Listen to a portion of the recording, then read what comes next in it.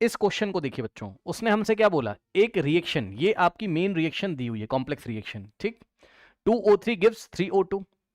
तो देखिए इसमें फर्स्ट स्टेप ही स्लो स्टेप है। देखो स्टेप 1 में O3 और रेट कांस्टेंट K1 है, O2 प्लस O मिल रहा है, ये स्लो स्टेप है, ठीक। ठीक, तो ये कौन सा टाइप है, केस 1 वाला टाइप है। केस 1 वाला टाइप का मतलब क्या है कि फर्स्ट स्टेप अगर स्लो स्टेप हो, नहीं समझे, देखो मेन रिएक्शन कौन सी है हमारे पास, मेन रिएक्शन ये ओजोन से ऑक्सीजन बन रहा है, लेकिन उसके स्टेप्स ये रहे, कैसे, पहले ओजोन से O2 प्लस O बनेगा, फिर O प्लस O3 मिलके फिर से O2 बनेगा, ये कुछ ऐसा हमारे पास दिया हुआ है, ठीक है ना। तो ये स्टेप 1 है, ये स्टेप 2 है। स्टेप 1 का रेट कांस्टेंट K1, स्टेप 2 का रेट कांस्टेंट हमारे को दिया हुआ है, मान लीजिए, चेक कर लेता हूं मैं, शायद K2 हमें दिया होगा। अच्छा कुछ नहीं दिया, कोई बात नहीं है, कोई बात नहीं है, ठीक है ठीक है ठीक है। अब देखो उसने कहा select the correct option, select the correct option. देखो उसने हमसे रेट भी लिखने के लिए बोला है, उसने हमसे ऑर्डर भी पूछा हुआ है, देखते हैं क्या होता है, देखते हैं क्या होता है।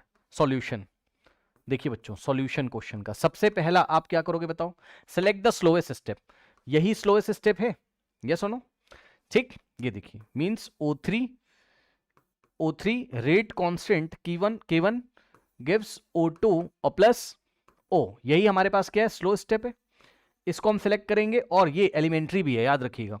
अब स्लो स्टेप के रिस्पेक्ट में, स्टेप 2 स्लो स्टेप के रिस्पेक्ट में रेट लॉ लिखिए। अब देखो रेट लॉ लिखने के बहुत सारे तरीके हैं, है ना, रेट लॉ लिखने के बहुत सारे तरीके हैं, कैसे, देखिए पहला तरीका क्या है हमारे पास, हमने लिखा रेट इज इक्वल्स टू, अब देखो रेट कांस्टेंट कितना है, K1 है इसका, भाई स्लो वाली रिएक्शन के रिस्पेक्ट में लिखते हैं ना, ठीक है ना। तो ये देखिए रिएक्टेंट हमारे पास क्या है, O3, और एलिमेंट्री रिएक्शन है, तो यहां पे स्टोइकोमेट्रिक कोफिशिएंट 1 है, तो पावर में कितना आ जाएगा, 1, जो कि मैं लिखूंगा नहीं, पावर में कितना आ जाएगा, 1, जो कि मैं लिखूंगा नहीं, ठीक है, ये इस तरीके से, ऐसे। अब देखिए जरा ध्यान से यहां पर, अब देखिए जरा ध्यान से, अब पता है रेट को लिखने का एक और तरीका है, ये देखिए यहां पर रिएक्टेंट क्या है, O3, तो माइनस d/dt ऑफ, ये देखिए O3,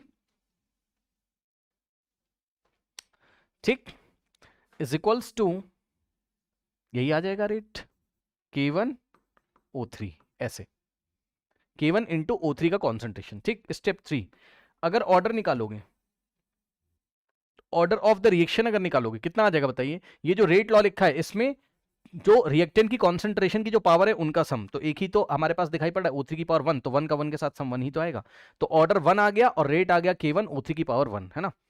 तो ये देखिए ये भी सही है, ऑप्शन ए भी हमारे पास सही है, ऑप्शन बी भी सही, क्योंकि ऑर्डर ऑफ द रिएक्शन 1 है और रेट हमारे पास K1 और O3 की पावर 1 है ना। इसका मतलब option C is the correct answer, A and B both are correct, A and B both are correct, ठीक है ना।